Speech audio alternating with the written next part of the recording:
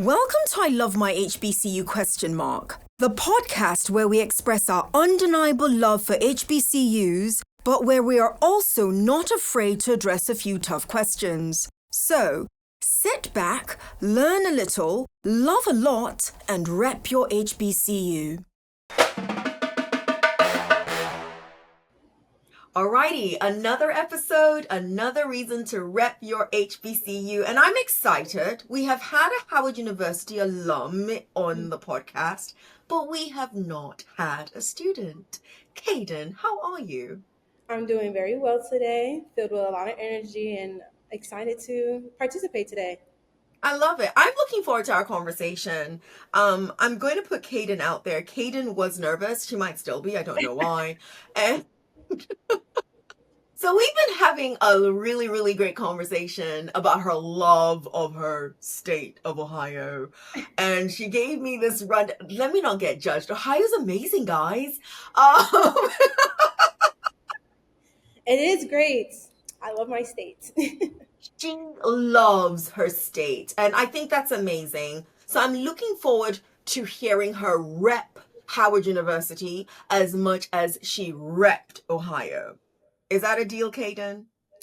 Of course, yes. I love it. Love it. Okay, so Kayden, when you told me your major, you saw the look on my face, and the look was born out of, I want to say maybe, and I'm going to get my years wrong, 10 years ago, maybe a little bit longer. I don't think enough of us would have heard supply chain management as an actual major. You just hear that somebody's a business major, but now we've got such specificity, and I don't care who you are. If you're in the United States of America around COVID, you started to hear about supply chain. For human beings like myself, I actually do know what it is, but let's pretend like I don't. So for human beings like myself, or those who truly don't know anything about what supply chain is, what is supply chain? I mean, supply chain management is so vast. It's the entire process of getting the raw materials to the finished product all the way to the consumer. So, I mean, if you think about like the iPhone, getting all of the parts of the iPhone down to its raw materials, where they're sourcing it from, then from there going to the manufacturing stage, manufacturing the iPhone and things of that nature, and then transferring that all the way into our distribution centers. And then from there, it being shipped out to the different stores and Apple stores to be sold to the consumer. So like that's an entire process of supply chain management. Tell me why that is so different from project management, for example. I mean, there are similarities, of course. I think project management, of course, is focused more so on a project. Rather, supply chain management is focused like on the entirety of materials and goods. Yeah. This is not an exam. She's like, wait, hold on. What? Why are you putting me through this? This is not an exam. I mean, they definitely cross. Like, I had to take a project management class for me to be able to understand my role as a supply chain management student. So, yeah. So I'm throwing these hardball questions at you because I learned recently that for anybody who might have wanted to be in supply chain back in the day, it is likely that you went ahead and got a project management degree back then. But what is good about now is there is now a specific lane for you if it is the process of your goods and materials getting from point A of raw material to the consumer. You go into supply chain, which we could talk about why it is so important now to actually pay attention to supply chain when we look at what's going on in the United States of America and the tariffs that 47 is putting on different countries, and how that is going to end up affecting us, the consumer, the regular consumer, and what we end up paying at the grocery store or at the gas station or wherever. It's people like you that are going to be intricately involved with how we all get affected. Can we talk tariffs for a hot second? Or you're like, Tosin, why are you throwing this at me? I mean, sure, we can talk tariffs. Yeah. Let's talk tariffs. So I want want to get your opinion as somebody who is an up and coming Mhm. professional in that space. We are hearing tariffs in 2025 more than I think anybody has ever heard tariffs. Number one, why do you think that's the case? But number two, and more importantly, I want to get your opinion on whether or not you agree with the methodology that 47 is using or Mhm. disagree with the methodology that 47 is using. Okay, I mean, to answer your first question, I mean, when it comes to tariffs, like I don't agree with the methodology right now that the 47th has at the moment. I mean, there's so many implications when it comes to it. I mean, we're paying a lot more when it comes to our products. We're being taxed a lot more, and I think I'm really, I guess, frustrated with the miseducation around it. And I think that was around the election time. I think one of the number one things on Google that was being searched is like, what is tariffs? But yet they're voting to have more tariffs, if that makes sense. So, I mean, yeah, it's definitely disheartening because it's infecting so many. For instance, I recently won a pitch competition called She Has a Deal. Part of my presentation, thank Congratulations. you.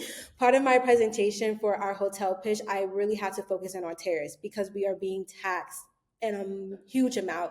And so we had to incorporate a 20% contingency in that. It has affected the delay of like being to be able to progress, especially like developing buildings, commercial buildings, for us to even grow more because we have to pay more attention to the cost and people being taxed.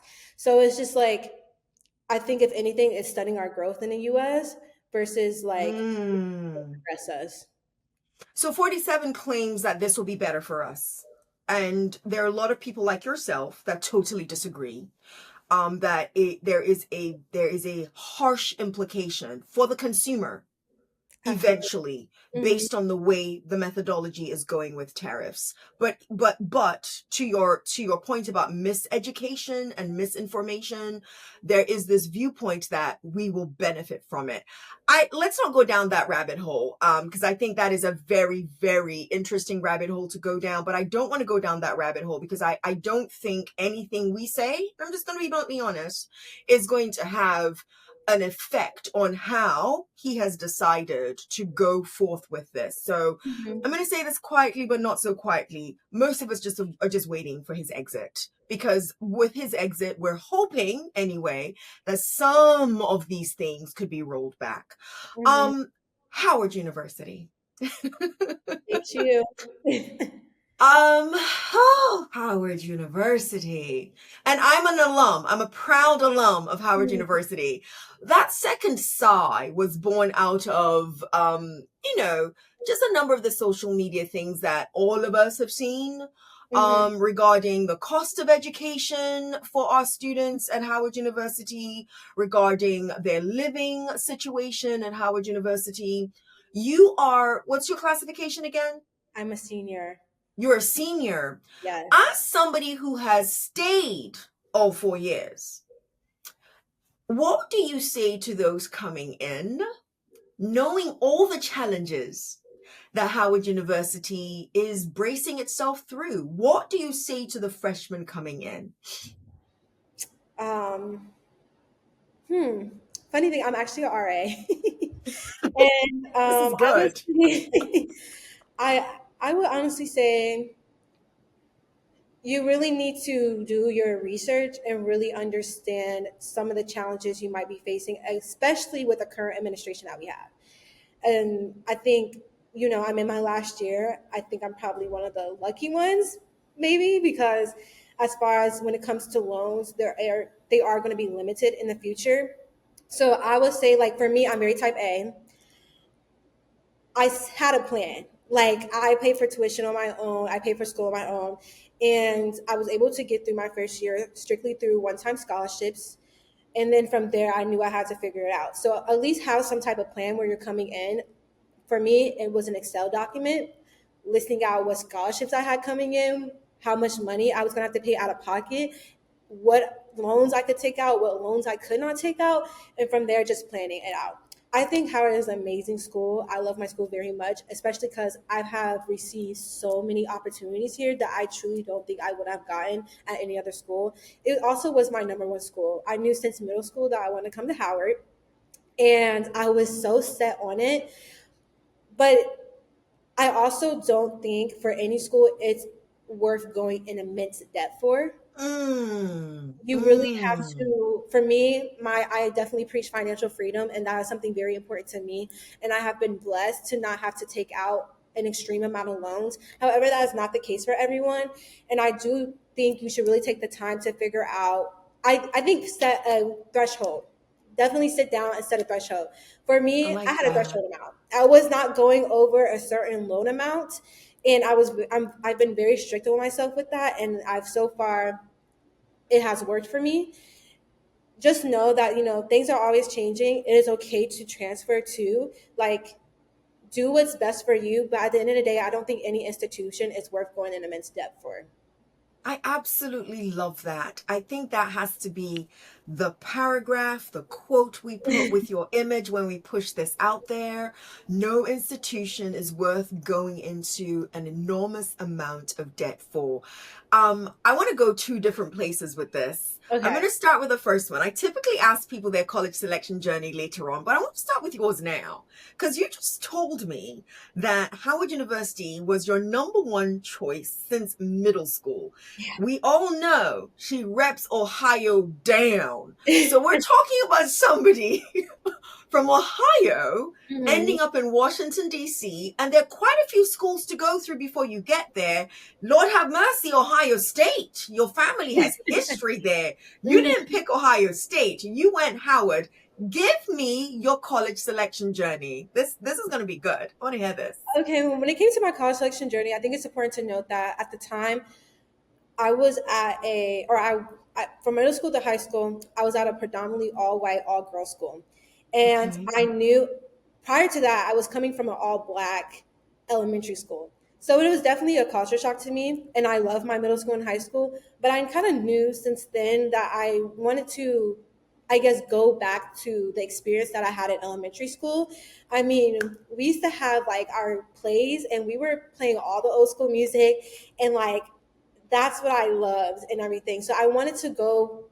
I knew that for college, I wanted to be at an institution where I could be around people like me, um, academically, but also on a cultural level too. And for me, it was Howard. Like, I applied to other HBCUs as well, but I kind of just knew it was Howard, especially when I toured, and I had a really great experience when I toured. Um, as far as my college selection process went, to me it came down to like three things, like location. Coming from Ohio, I knew I wanted to be in the city. I was the only person from my family to go away from college, so I knew I did want to go away. I knew I wanted to experience something new. My mom always told me, like, go out and explore because home is always going to be here. Like, you always have the opportunity to come home, and I think that's why I shoot so high, because it's like if all else fails, I can always go home. Another thing was size. I've always been in small schools, so I knew I wanted a small to medium school, and Howard definitely fits that. I feel like if you want to meet somebody every day, you definitely can, but also you definitely will run into the same people every day too, which is what I like. And then I knew I wanted something like, if I wasn't coming to an HBCU, I wanted the school to have a strong Black or African American experience on the campus. So, I applied to a lot of different schools. Howard actually was my cheapest option outside of state, shockingly. Wow. Everything ended up working out that way. But yeah, that's one of the reasons, or some of the reasons why I ended up going with Howard. Yeah. I love that. I absolutely love that. And I'm shocked when you said that Howard University. So, again, we're in the DMV area, we're in Maryland, Mhm. Baltimore specifically. And typically, when we're doing comparisons of costs of education of the universities in this area, Howard actually shoots a little high for some people. So, Mhm. to hear you say that Howard University was the cheapest for you out of state is wow, that's amazing. That's amazing in a good way. Because when Mhm. I hear people talk about how, like, oh my gosh, it's so expensive, sure, because it's a private institution, it will be more expensive than your state institutions, but it does not mean it is out of reach. So, love that. I love how strategic you are with regards to your approach to things. Mhm. I said I wanted to go two different ways here, and the second vein that I wanted to bring up before I get to the rapid fire. I'm going to give you the rapid fire because my producer's like, rapid fire. Yes, I'm going to give it to her. But before I forget, I have to ask you, do you think as a populace, do we do a good job of prepping high schoolers on how to really prepare for college? So let's put Mhm. the um college visits aside for a hot second, I think we're Yeah. doing an amazing job, especially in the HBCU space, of making sure there are campus visits going on for different high schoolers. But I just heard you use an Excel spreadsheet to track down what your threshold was going to be for college loans and so on and so forth, which is, on the one hand, absolutely amazing. But then it made me wonder how many students know to do that? How Mm. many students how many more students should we be telling, hey guys, this whole college prep thing isn't just about the academic side alone. And it isn't just about, oh, that nice school that you picked that feels good to you. It's about everything that you mentioned. Mhm. So, A, do you think we do a good job as an entire population, and especially for HBCU preceding students or Black students? And then B, what's missing and what do you think we should be including in that college prep? Okay, I feel like my experience is a little bit different because I went to a college prep school. Yeah, for Oh, high school and middle school. So like the goal, at least at my school, is like everybody goes to college. And like my counselors said, everyone needs to sit down and talk to their family members about how much they can contribute. So like my wow. experience was a little bit different. I think as a whole, I don't think we do enough to prepare. Um, I guess hence their current situation at Howard. I mean, I think that's a clear indicator right there. Yeah. Um, as far as what we are missing, I feel like we have enough programs. I think we need the funding. Mm. Everyone always Mm. have the programs. Howard, we have a lot of clubs, organizations that help out a lot of transfer students, or at least like give out mentorship to transfer students and to first generation students. Yeah. We don't have the funding, and I think that's important. I think that translates into a lot of different things outside of college, like even when it comes to, I think, even right now, don't quote me on this, but like a lot of Black women have been in the news with entrepreneurship, and like we're increasing in that. However, we are missing the funds for it. The funding, absolutely. They say that, don't quote me or Kayden on the numbers. Uh But the statement I've heard time and time again for the last few years now, that Black women are becoming founders and entrepreneurs at the Yeah. highest rate, Hmm. but are getting funding at the lowest rate. That's Right. that's what Yeah. I've heard. Hmm. And as a founder, I'm here to tell you that is not inaccurate. That is quite accurate. So I hear you. Yeah. All right. Are you ready for the rapid fire segment, Kayden? Ready for the rapid fire. Kayden, in 67 seconds, let's go. Okay. Describe yourself in 3 words. Ooh, ambitious, strategic, and I'm sorry, goofy. No, Goofy, I like it. We yeah, couldn't tell Goofy from the beginning, but I'll take Goofy. I know. I am goofy. You just gotta give me some time. Let you warm up a little bit. Okay. You're at your college graduation. Okay. Who do you want as your commencement speaker? I want it. I want Obama so bad. I I hear that a lot. I hear want that it a so lot. bad. What's your unpopular opinion about HBCUs? Ooh, unpopular opinion. Yes. So Food Thursday is okay. So I love that. Okay, shout out your favorite professor or person at your HBCU. What do they do? What do they teach? Okay, mine is actually administrator, Miss Kimmy. Shout out to her. I'm always in her office. She has been a great support system throughout my college experience, and like I just have to give her flowers. I And love that it. goes for a lot of other people too. It's like she is definitely someone to go and speak to at Howard. Yeah. What And does she do? she actually is over or our coordinator in our Marriott Sorensen Center for Hospitality Leadership I love it. I love it. Okay. Ooh, what message do you have for your president that you have not shared with them yet? at Howard President. Yes. Um, um, No one's talking to 47. I would say, ooh, I feel like this is something I thought of when I was like in my Senate days at Howard University. I really think that one thing I would like to propose is that we have like a lot tuition. So it's not necessarily like saying we can't increase tuition, but the year that you come in is the year that you pay. It's like it's the amount that you pay throughout your 4 years, and then you can increase it for the next class. I think I really like that idea, and if we could implement that, I think that would be great. I actually think that's very innovative. And this the second word that you used to describe yourself was strategic. It is a very strategic option for somebody who is using Excel spreadsheets to map their way through, to Hmm. know exactly what to expect from year to year. That would actually help. So I actually think that's an innovative one. I hope every president hears it at every institution, every HBCU, Hmm. because I bet you enough of the students would appreciate you for it. So you heard it here first, guys. Do not steal her idea. Give her attribution. Kayden would like to see locked tuition for your entire matriculation at your institution. I think it's brilliant. Kayden, um, I'll get into the soft life era of your Okay. generation, right? And she Hmm. smiled when I said that. She's like, okay. Um, okay. I read this recently. So enough people who listen to the podcast, and if my name isn't a dead giveaway, I'm Nigerian by heritage, by origin, all of that stuff. I heard recently that the term soft life actually originated in Nigeria. I cannot prove this one way or another. Don't know.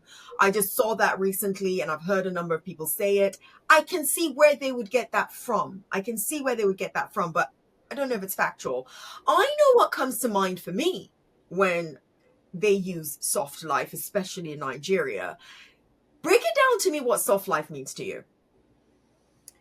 Okay, I guess what soft life means to me, more so, it's about finding a balance. I don't think it's realistic to completely have a soft life, but something that my godmom told me is that life is a continuous balance, and that when you're feeling stressed is because you're out of balance with something. So I think it's about giving yourself grace and giving yourself Mm. time to find that balance.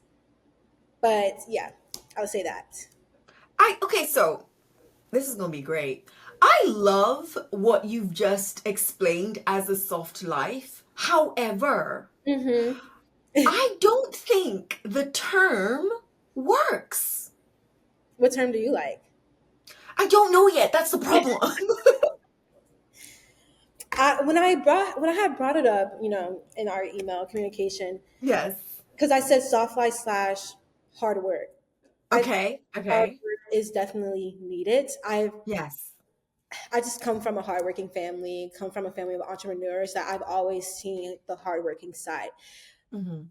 In addition to that, I think I lost the sight of soft life or my definition of soft life, that Yeah. I need to be more imbalanced with my life because sometimes it's a little bit too much work, work, work, not enough let me live and let me Sure. be 22. So Absolutely. I Absolutely. think Absolutely. I think hard work, at least for me, is always needed. I appreciate other people who have hard work or do a diligence in their work and things like that. But we need to give ourselves grace for sure. So the reason if anybody just comes into the podcast at this minute, they're going to be like, are they really talking about the soft life? Yes, we are. The reason why I want to drill into this a little bit more is when I talk to my students who desire a soft life, and then I listen, because what you're describing, I would describe as a good life. I would describe as a balanced life. I'm Mm-hmm. sorry. As a self-professed workaholic, and I'm unapologetic about being a workaholic. I'm in that camp now Yeah. where I people used to make me feel bad for being a workaholic, and so I started internalizing feeling bad about being a workaholic, and then I've just decided this is who I am and I like it. I like being a workaholic, that's fine. Having said that though, I understand, like you just described, that every now and then I just need to take a deep breath and Mm-hmm. just calm down and enjoy my life. I don't describe that as a soft life based on what I hear my students call a soft life. What my students call a soft life scares the living freaking daylights out of me. And here's what I mean when I say that. They have conjured in their minds that they deserve a life of low lift, i.e., they don't have to do a whole heck of a lot to get to the reward. Mm-hmm. And the only time that I have seen that be a real thing is if you were born with a silver spoon or you married into a silver spoon life. Those are the only people I think that that is a reality for. Mm-hmm. Even the ones who created for themselves, I promise you, they worked like crazy first Yeah. before they got there. So I want your generation, because your generation is the answer to everything, if you ask me, at least for the next 50 to 75 years. You are until the next generation. Your generation is the answer. My generation is we've done our dirts and we've destroyed quite a few things along the way, and we've had a couple of wins here and there. I want your generation to come up with a different term that accurately describes exactly what you just said. And Kayden, you might be the one that everybody starts interviewing when you come up with that term. So that's my homework for you, is for you to find a better term that does a good job Mm-hmm. of describing that there's got to be a balance. Yeah. I don't think one or the other is the best way. So that's why I wanted to get into it a little bit. I need us to disabuse your generation that they deserve or they are owed a soft life. You can have it, but let me tell you, there's a whole heck of a lot of work that needs to be done first Right. before you actually get there. Um, which brings me to this beautiful Gen Z stare. Uh, I don't get it. What's the Gen Z stare? Like I've heard about it, but Hayden, oh, she had to pat her thing. I did. Kayden, I bet you the minute I just said it, everyone in my age group, I'm in my 40s, everyone in my age group is like, Kayden didn't just say she does not know what the Gen Z stare is. I can't do it without looking like a total fool, so I'm not going to do it, but I'm going to describe it. And when I Mm-hmm. describe it, Kayden, you will know what the Gen Z stare is. Kayden, you walk into a Starbucks. You ask the barista, let's call her Janice. Hi, Janice. Hi, how are you? I'd like a tall mocha latte. And Janice just stares right back at you. And you're now both just looking at each other because you're wondering if Janice is going to say anything to you. Janice finally says, oh, that will be $5. Janice does not ask you how you want the mocha latte. Janice does not ask you if you want to use your Starbucks rewards or none of that. And so you then say to Janice, oh, by the way, Janice, and we always have that bubbly voice because we want you to make this right. By the way, Janice, do you mind if I get it with almond milk and then Janice just stares right back at you. You don't know if Janice has heard you. You don't know if Janice has actually taken that down into consideration. Then all of a sudden you just see Janice writing. She doesn't say anything to you. She just Mm-hmm. starts writing. So you're assuming that Janice has gotten it. then nothing. And then you tell Janice, hey Janice, can I pay on my, and then Janice says, yeah, you can put your phone by the barcode.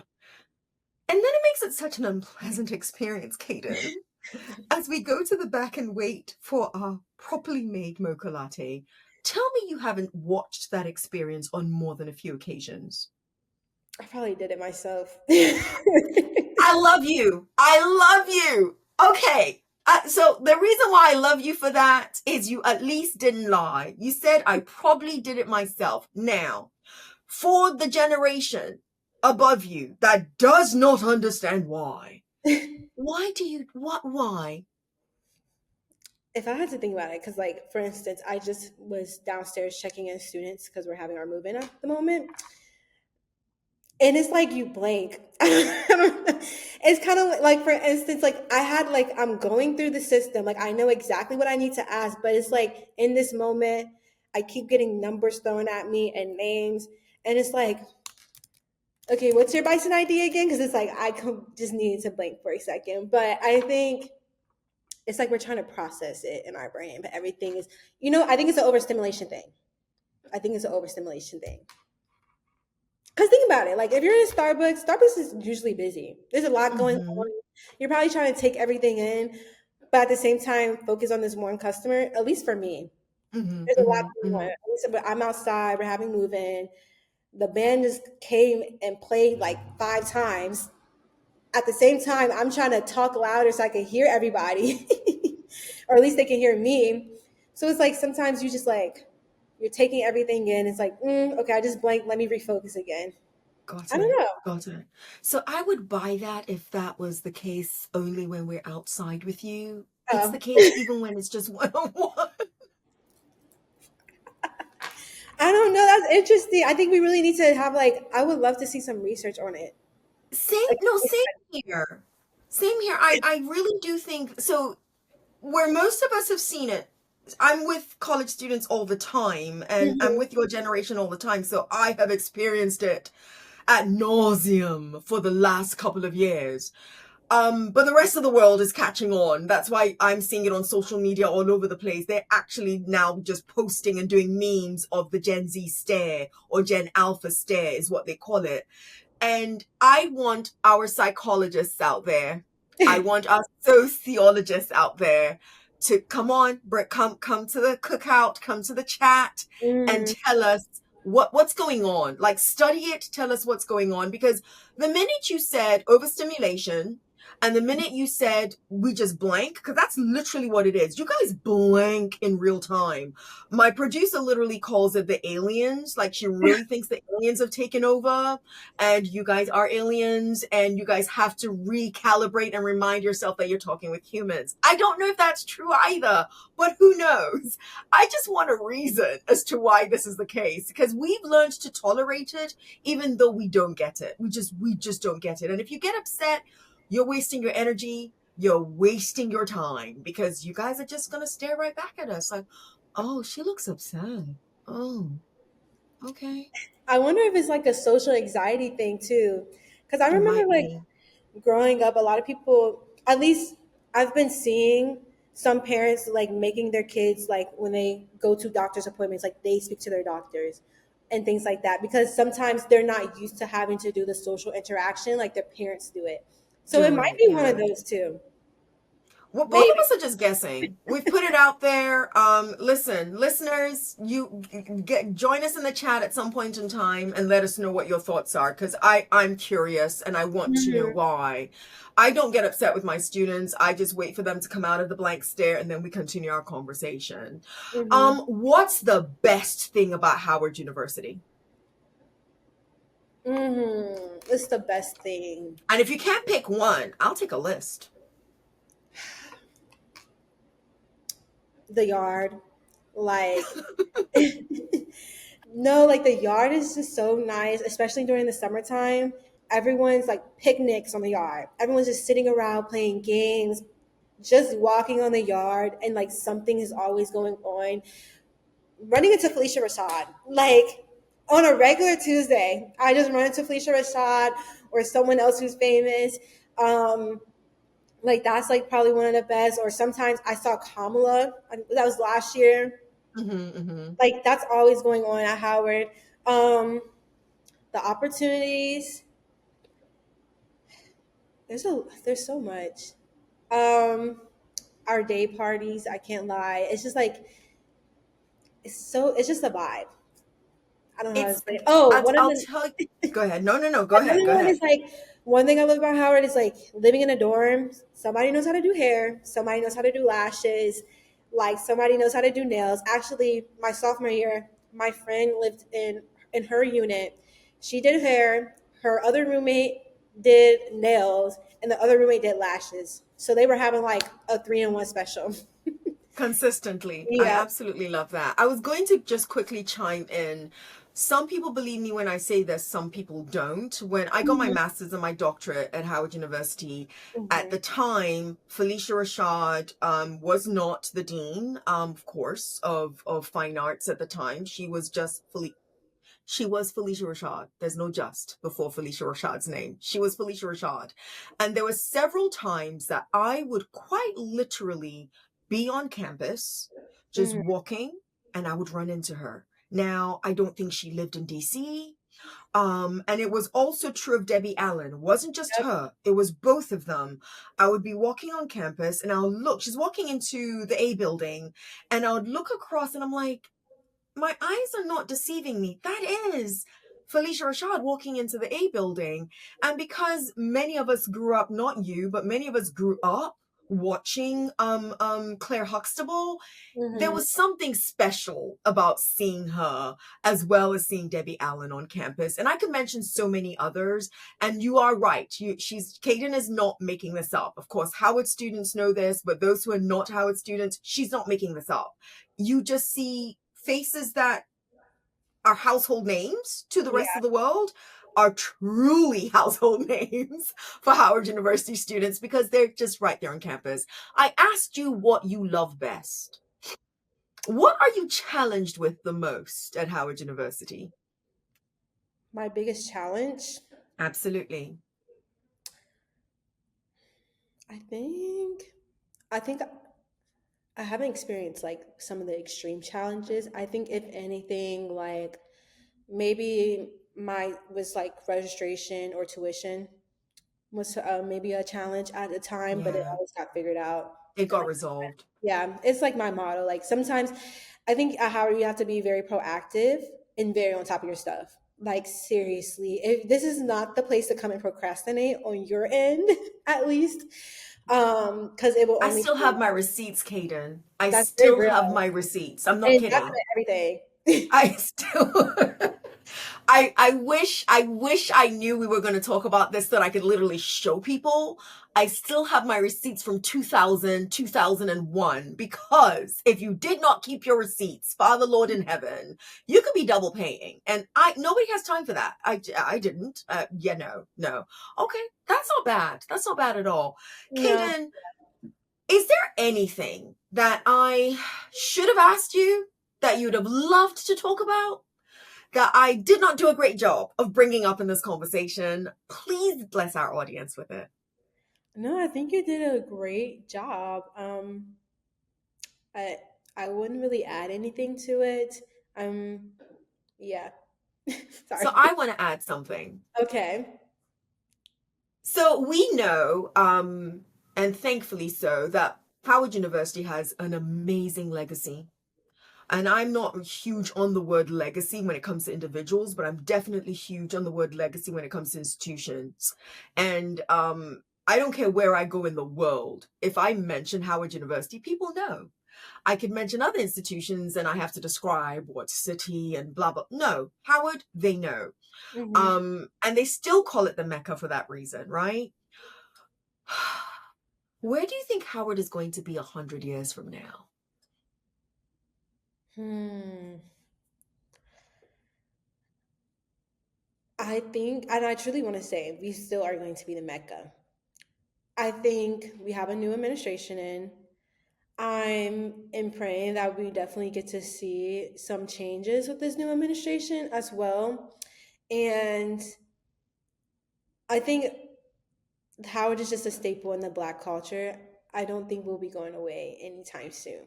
I would love to see us still here in DC, still thriving, but really like paying attention and showing a lot of care to our students, because that's who makes Howard, is the student Absolutely. and Absolutely. the legacy that we leave.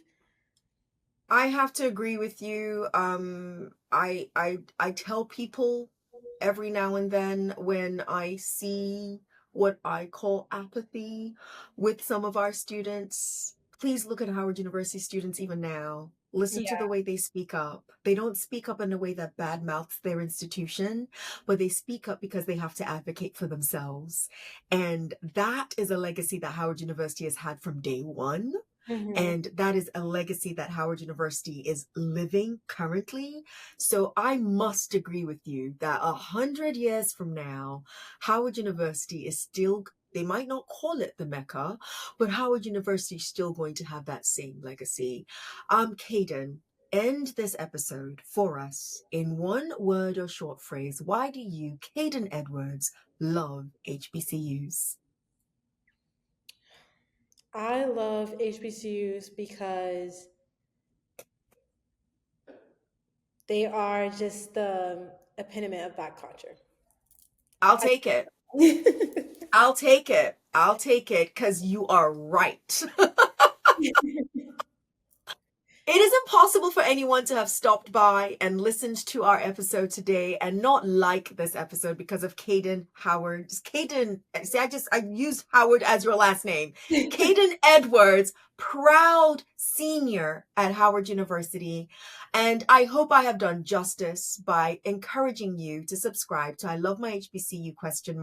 Yours in HBCU love. See you next episode. And Kayden, thank you for such a lovely conversation. Thank you. You've been listening to I Love My HBCU ? Let's keep the conversation going as we share our stories and encourage more practical support of HBCUs, whilst of course holding each other accountable. Don't forget to follow and subscribe for the latest episodes. Until next time, love and lift your HBCU.